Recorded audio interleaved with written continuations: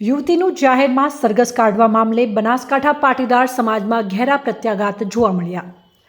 અમરેલી જિલ્લામાં ભાજપના બે નેતાઓ વચ્ચેના વિવાદમાં ભાજપના પૂર્વ હોદ્દેદાર મનીષ વઘાસિયા સામે પોલીસ દ્વારા કાર્યવાહી કરવામાં આવી હતી, જેમાં તેમની ઓફિસમાં કામ કરતી પાટીદાર સમાજની 22 વર્ષીય યુવતીની પોલીસ દ્વારા મોડી રાત્રે અટકાયત કરવામાં આવી હતી।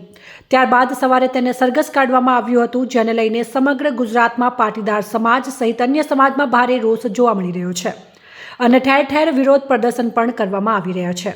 ત્યારે બનાસકાંઠા જિલ્લામાં વસતા પાટીદાર સમાજ તેમજ સરદાર પટેલ ગ્રુપ દ્વારા પાટીદાર સમાજના લોકોને અન્ય સમાજના લોકો આજે મોટી સંખ્યામાં કલેક્ટર કચેરી ખાતે આવી પહોંચ્યા હતા અને પાટીદાર સમાજની દીકરી સાથે થયેલા અન્યાય મામલે કલેક્ટરને આવેદનપત્ર આપ્યું હતું અને દીકરીને ન્યાય મળે તે માટેની માંગ કરી છે।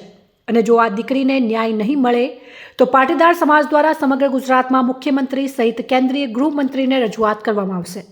બની છે પાયલબેન પટેલ નામની દીકરીને એક ખોટી રીતના આખા ગામમાં વરઘોડું કાઢવામાં આવ્યું છે અને એને બદનામ કરવાની કોશિશ કરી છે। 22 વર્ષની દીકરી છે, એ માટે પાટીદાર સમાજ તથા દરેક સમાજ મળી અને આજે કલેક્ટરશ્રીને રજૂઆત કરવા માટે આવ્યા છે કે